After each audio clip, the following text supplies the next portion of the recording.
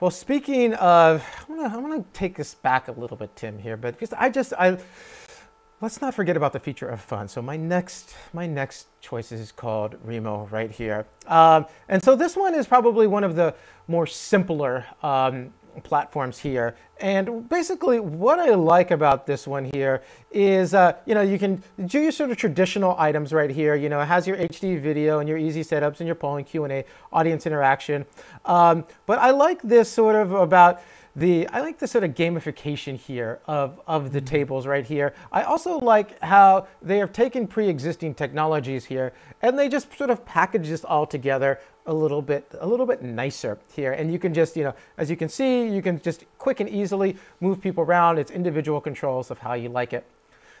That's basically it. I like something a little fun, a little different. I want to show a little diversity here of the different choices. It's interesting you mentioned that like table by table networking feature. The platform I want to show next has a very similar feature. This is AirMeet, which has, as we'd expect, sort of a session feature and some, expo hall features. But the lounge is very similar in AirMeet to what you described with Remo, where you've got these tables. Now I know in AirMeet you can adjust the size of the table to some extent. You can't make, a 20, 30 person room, but I think you can do, 2, 4, 6 kind of discussion tables, and these are really designed that it's not so much the breakout presentation. This is really you're sitting around a table and meeting people, hence the name, and having one-on-one or 1-to-4 interactions where you're really having an intimate discussion for a defined period of time, either before, after, or in the middle of your event. So Tim, everything that we just talked about so far is going to a third-party website. One of my things that I like to recommend most to the clients is actually building it on their own site. We have a word for this, Tim. We call these microsites. Exactly. And one of the advantages of microsites, Tim, is you have ultimate. We talk about white labeling. You have ultimate control over the microsite because it's something that's being built specifically for your event. And one of the things you mentioned specifically, if you build it as part of your existing website, it keeps all of your audience on your existing tools and platforms. Now, the one thing I would say is you're not going to replicate necessarily all of the platform features that you get in a Hopin or an AirMeet. You're not going to have the cute tables of 4 because that's going to be something that you're not building from scratch. But one thing is, with these tools, you're taking these plugins, building blocks of, video player, chat, those kinds of tools, and building them into your existing website to keep your audience where they belong on your platform. And now when you say building, let's just clarify, we're just only talking about a couple lines of code here. So you're not necessarily having to build out a chat feature. You can put a video player in, because we do this all the time. We're just gonna give our clients that have like the web developer, just here's 2 lines of code, boom, we handle the rest of this. So you're building it, but you're really just, you're stacking just a couple lines of codes here and there. The cool thing is you have Slack integration. You can still do chats. We sometimes use like different products like Slido to get these really powerful audience interaction tools. So you are going to sacrifice sort of that sleek UI, but the cool thing is you have everybody on your webpage, which is ultimately where you want people to be at the end. And also you now have search, you're getting sort of a search engine optimization, an SEO optimization, because it's on your site or it's on your microsite and you can link it right back. I think those are great That's exactly right.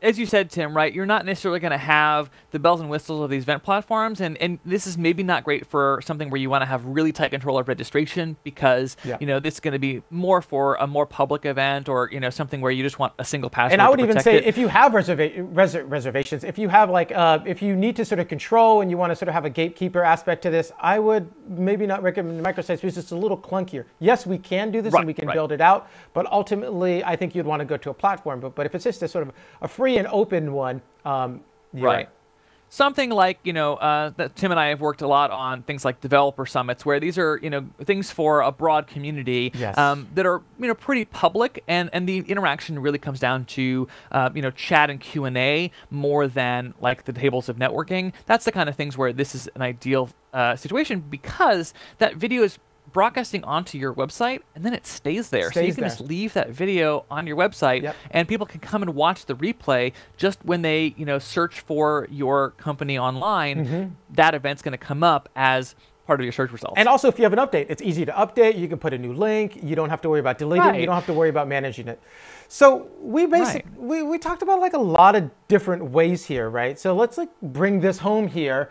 What are the key takeaways that the audience should know, right? Hopefully they've now see that the foundations of all of these, they're built on the same bones pretty much.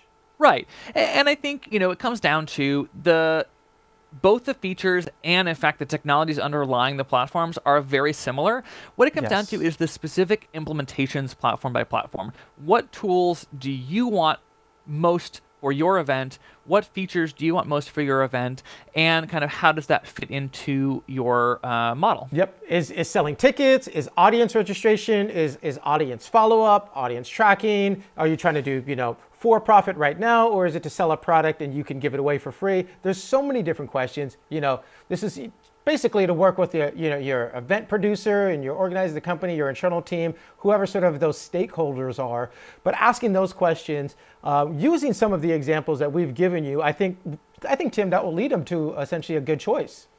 I think so. And just thinking about, when you're thinking about the features and the tools and the audience experience you want to have, think about, when are you, replicating in-world experiences or in-person experiences versus when are you creating new experiences online? And when we get back to hybrid events, how are you sort of mirroring that audience experience for your audiences in both places? Cool. Well, we look forward to hearing, like, if we've missed one of your favorite platforms, hey, what a perfect time, Tim. Let's throw up the socials here. Have them reach out. Reach out to us. Tell us what we missed. Maybe you have a favorite one, or maybe you want to echo something that we have already talked about, and you're like, hey, that's actually one of my favorite ones. Reach out to us. Also, if you have a friend or a colleague or somebody planning a virtual event, we're totally shareable.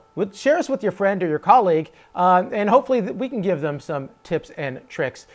We definitely appreciate you tuning in and sticking with us here. We hope we gave you some value in this short amount of time here. Tim, we got anything else before signing off? I think we better wrap it up, Tim. I'm out of coffee, Tim, so I'm going to go get another one. I am Tim Kay with Argus HD. And I'm Tim Kerbavaz with Talent Audio Visual. Thank you for joining us. Thank you. Talked.